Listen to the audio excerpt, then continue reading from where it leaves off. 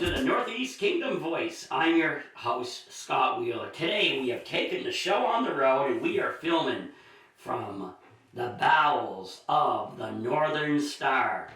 And our guest today is Rick Desrochers. And what is your title, Rick? My title is an Executive Director for Magog Community Maritime and the Northern Star. This is quite the little boat. Thank you. So, when did the Northern Star arrive in Lake Magog? It arrived in the late fall of 2012. Right. And Chris Johansson brought it the summer of 2013. Right. And in recent years, it's had some issues with finances, and you've been able, well, you and a crew of people have been able to save it. Correct. Right. Correct. Yeah. So how did that come about? It was kind of a partnership, wasn't it? It was a partnership with North Country Federal Credit Union and their foundation. That's how this boat is still on the lake. It's because of them and donors that contributed. They want to see something special, on this lake. Right. It's beautiful. I've given tours of this boat, and people want this here. So. I know a different chapter of our history throughout several decades, maybe even 100 years. We've had tour boats. We've had the Mountain Maid, Lady of the Lake, the Infamous, and those are just a few because there were some lesser ones. Yeah, you had in I think the 80s and 90s. I think you had the Newport Belle, and then the Northern Star, came about. It's just like I said. We came together as a community, and I base everything on community, because it's giving back to the community, and a bunch of people all got together and made this happen. I was part of the original talking about everything, and then I worked down in Stowe, Vermont for the last 2+ years, and then in mid-March I got hired on as executive director, and here we are. I think it's great because I see so much potential, because if you rely just on tours, I think that would be a hard slog. But what you're doing is you're hoping to provide an educational venue, educational programs, and you're also going to have restaurants involved. Well, and that's the whole thing. When we talked about this and I put a plan of action, you can look at everything and the wide, like all this stuff coming down to you, that we're going to do this big action plan. But if you don't have the focus, so my focus was building community this year, and then taking it and building into education next year and the following years. Education is going to be the huge part of this, along with cruising. We want people to come down to the boat, come down to Newport, and really experience it. It's so cool, when I come down here early in the morning and you see all these fishermen, along here. It can be more vibrant. We want a vibrant city. We want a vibrant area. So I think I know somebody who could provide a educational tour for some of your patrons. Maybe even about the booze running days. Well, I've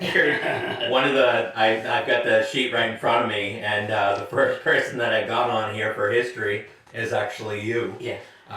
We've got Roger Carty. Right. You got Alan Yale. Yeah. You've got some amazing Bill Gardine.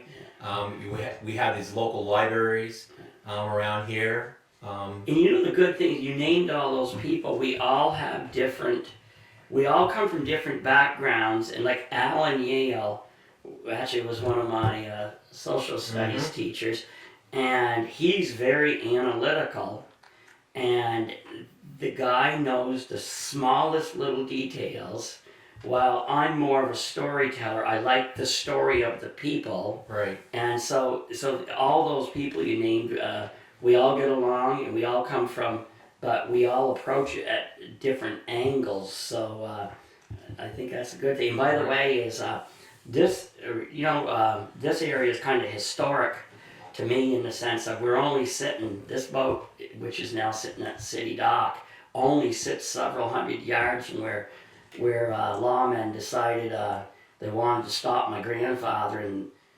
for prohibition violations, and he went to prison. Yeah. So as we sit here, yeah, we're only sitting just a short distance from where his fun and games ended. Well, and that's the whole thing, it's just like we want it for the young, Right. the old. It doesn't matter who we are. I want to make this really special and doing really cool history programs. It's just like where Vista is right now, and being the railroad, the Lady of the Lake with a big hotel there, the Scots Farm with a dance hall that was on there. There's some really cool history that's right along this lake. Right, that's it. And because I think sometimes communities get so caught up in the mythical history of the region or try to put glitz to it. They make it so sanitized or so like everywhere else. Why would people want to come here? The real story of the Northeast Kingdom and of Newport is far more interesting and far more exciting than some of the boring stuff that you might see, because this area was built on the backs of hard-working people, and oftentimes it wasn't the people who. What I find in my work is a lot of times people who think they are important are not nearly as important as the people who don't think they're important. Right. So I think you're headed in the right direction, because as when you stepped into these shoes, I know you understood. You had a tough. You're going to have a tough time, but then tell me what happened. I think you've heard about COVID, and that totally changed your world. It did. We did have cruises booked, and that was a cool story about everything. Is COVID stopped us, everybody, the whole world in its trails. But I looked at it a different approach. I'm like, well, we have an opportunity. We have an opportunity to refocus and really challenge ourselves to think outside the box. I think that's what a lot of it is thinking outside the box. And first thing I did was let's start talking, and did a lot of Zoom meetings, to get the word out. And community started, I started talking with different restaurants. I started with different organizations, and last week we had a meeting with the community circle ladies, and went really wonderful. And that's what it's about. We want to make this about the community. Yes, this boat's in Newport, but there's other parts of the area that we can explore too. And how cool would it be to come on the boat and go for a great lunch or dinner cruise or a scenic cruise, and then go to Jed's Maple, or the alpaca farms, Coventry Falls alpacas, or the lavender farm up in Derby Lawn. We have things here that we can really experience and make it really memorable for people. Right, because my thing is, I think sometimes we focus so much. This region is as a whole.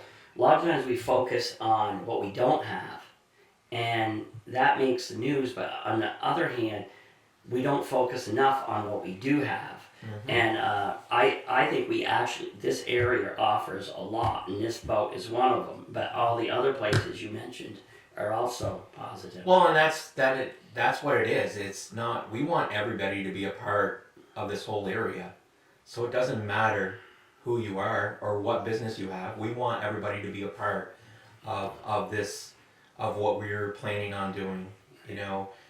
Right now we can't go up to Canada right now to go around Providence Island, but that doesn't stop what we're doing right now. and it's building relationships. Right. Because without relationships, you're not going to have anything. Right. Do you know? I went up. I toured with another boat that I'm not sure if it's still on the lake, but it was, and I learned. Even though I consider myself quite well versed on the history of the lake, but it's mostly the history. But there's other things that have gone on around the lake here that that I had no idea, about some of the houses and some of the people who lived there. So that was interesting. That was, and that's the thing. We have a really cool part of history right around us. Look at Prouty Miller. We're facing where Prouty Miller used to be in the logging industry. That built Newport. That brought the railroad in. There's all kinds of different things that you can look at around here. The Prouty and Miller Bay, that was such an important hub of Newport. That was actually considered kind of like a village. It was called Batesville, and then you had the Frost Veneer Seeding Company over on the other side of the bay. It was a massive mill, and it was just, that was a time of the heyday of the logging industry. And over where the waterfront, well, basically where the east side is now, you had the International Mill, which was another massive mill. My father's old enough to remember the log drives coming down the lake, but it's those men and women. Yes, the leaders of the time helped build the city, but it was also built on the backs of those men and women. Correct, and that's the thing. The past is the past, and we're moving towards Right. the future. And it's the past, present, and future. This is what this organization's about. We can talk about the history. Having our captain talk about navigation or doing ecotourism around here, and really doing water quality and making this really, really special. So are you going to be providing any tours this year? We are planning to. We're planning to in July. That's what our focus is right now. We're going to try to take the boat out very soon to work out some of the cobwebs, because this boat has been sitting for 2+ years. So we just want to make sure that everything's safe, that we are ready to go when community is letting us know when that is. How receptive has the community been to you? Very. It's been amazing to see community come together, and that's been probably the most special time, is getting to talk to these different, whether it's restaurants, businesses, or whatever, and tell them what we're about and what we're doing. And when I spent a long time on Saturday cleaning all the carpets with Jeremy Deliberary for Mr. Clean, and he donated his time to help us out. And when we got done, he said, "You're the most infectious person of telling what you're about, and we want to be a part of it." And that's just one company that really helped us out. There's many other companies, Pick and Shovel. That's what I said. This is about community, and that's what we want it to be about. It's meant for Magog Community Maritime is who we are. And the thing is I think there's we can focus on all the negative in here. The last few years has been some very challenging times in the history of Newport. There's way too many people that are focusing on those times and what happened, and they're stuck there. But I think there's a growing number of people, because of what went on, I actually think it has brought people out of the woodwork. You take what the two women have done on Wednesdays on the waterfront, is that wasn't by any group. That was like you folks. You banded. They formed a group of their own, and they built that. Actually, I could see you having a Wednesday on the waterfront meal off of the waterfront. And we planned on it. That's why I said COVID has stopped a lot of us, but it's also, now we're able to talk about all of these different organizations. Wednesdays on the waterfront was going to be a key for us. How cool would it be to go out there and experience great music on the waterfront from a boat, and having a dinner on the lake. That's... But you'd come in handy during the 4th of July too. Oh, big time, big time. And that's what we're pushing for. We'll see how everything goes, and the future is going to be very cool for this area. We can look at the past. The past is the past, Right. and we have to redefine who we are for the future. Absolutely, because as a history person, a lot of people are surprised when I say this. We can fawn for the days of old, and some of that's actually not as accurate as we like to think, because while Main Street was booming, there was the city dump over where Gardner Park is. Look at the Gardner Park today. It's a pretty nice piece of land, and we now need to move forward, and we can talk about the days of the chain stores. Those are gone. They're not coming back. But Newport has never stayed the same for long. It's just like any Main Street, you would say. It evolves over a period of time. We're just evolving into a new chapter. It's funny because I was down at a meeting down in Littleton a few years ago, and everybody's like, this kind of reminds you of a sleeping giant. Yeah. That when things start happening,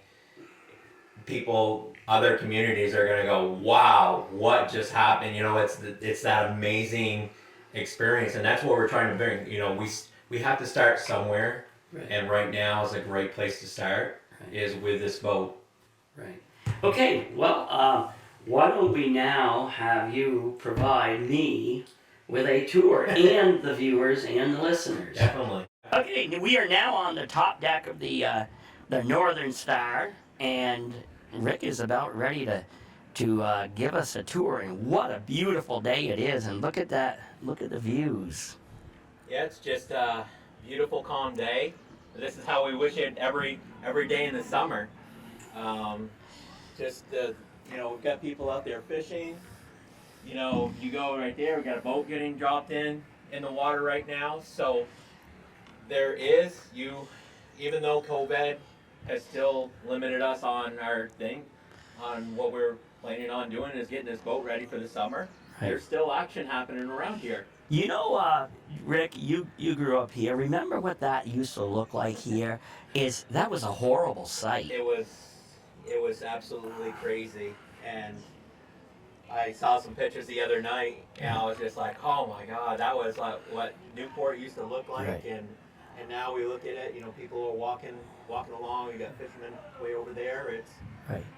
This is a special place we have right here, and we're looking right over there, and we've got the Canadian border. Right.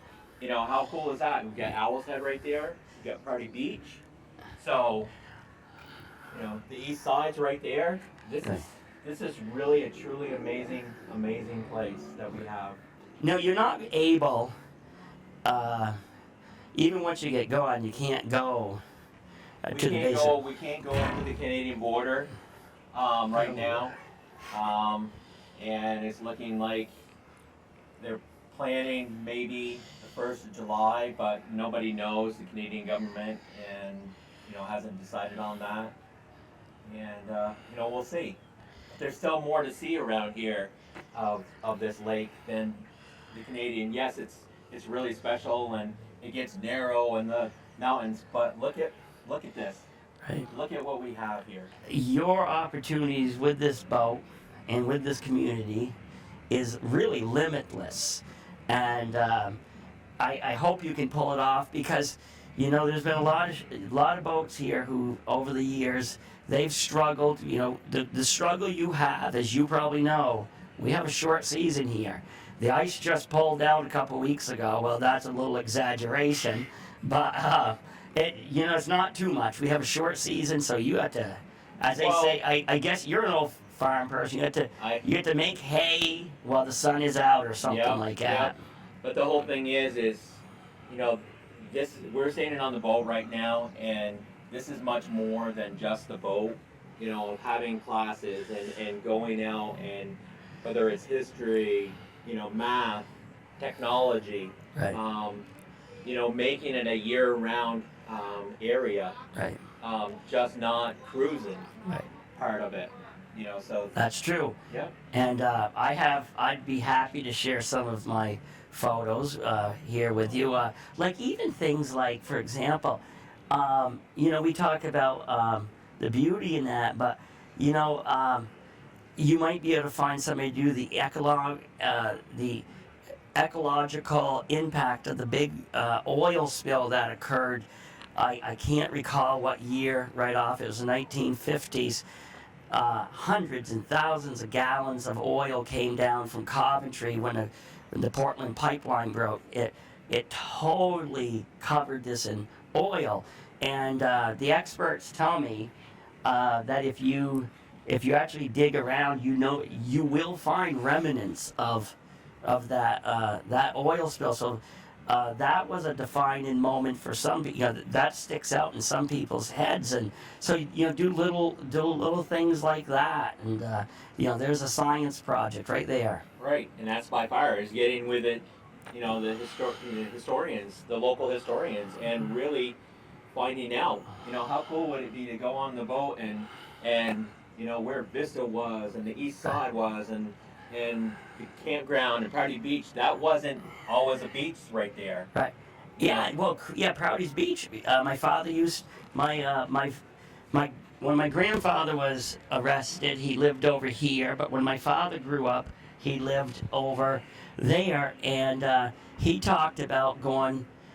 He used to duck hunt in the there. It was a swampy area, and so and then when I was a kid, we used to go where the around where the east side is to dig our bait, Yep. and because that's where he dug bait when he was a kid. So it just passed down. Through generations. And I haven't been over on Dina's lawn, over on the east side to dig bait lately. So no, it's little, but you were mentioning different historians, Alan Yale. I can tell you about all these mills. I can tell you stories that came out of them. But he is so knowledgeable. He can tell you how many board feet of lumber they put out. He could tell you, he's much more into those details. I'm into the stories. And so that's why I say that's, it might even be good possibly to have both of us on here sometime along. Well, that's what it is. It's knowledge. Knowledge is power. Right. And knowledge of the area is what we have. Right. Where are we now? Right now we're still up on the upper deck. This is where we've got a big screen TV coming this week. And this is where we're going to be showcasing our different community partners along with our education programs when we get that up and running. Okay. So, yeah. And now we're headed into the pilot house. You gonna take me out for a spin or what? Not today. Need a 100-ton captain's license for that. But this is where all the action happens, right here. You ever thought about getting yourself becoming a captain? I didn't until I started working for the organization, and then, you've got to put in a lot of time. Right. And people don't always realize that. They sometimes think that they can just get out and drive a big boat, and it's really cool. But there's a lot more to it than that. And we care about people's safety when we're on this boat, and safety is going to be the biggest part of what we're about. Right. And it sounds to me like even on rainy days, you're hoping to be able to continue to use the boat just in a different way and not going out. Well, even on a rainy day, I mean, being a photographer, you can find beauty no matter what, or the fog's lifting up through after a cold rain, Right. and making it. We've got to put on a show for people Right. and do it right. Right. I look out here, and you've seen a lot of my old photos. What strikes me here is we talk about beauty. My old photos back like 100 years ago, these hills here were just about totally deforested. Yeah. And Newport is probably greener than it has ever, since European settlers arrived here. And because you look at Newport from the sky, you've seen the aerial shots, you've taken a few of them, and Newport is absolutely beautiful.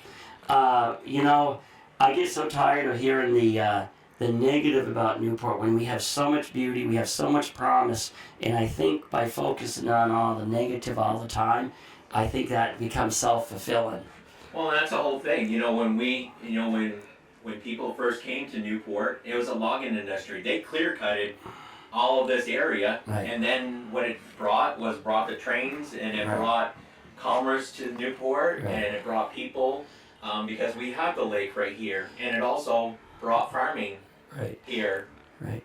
And I think the one thing I always remember in my writing, every book I do on Newport, I always pay reverence to the Abenaki people.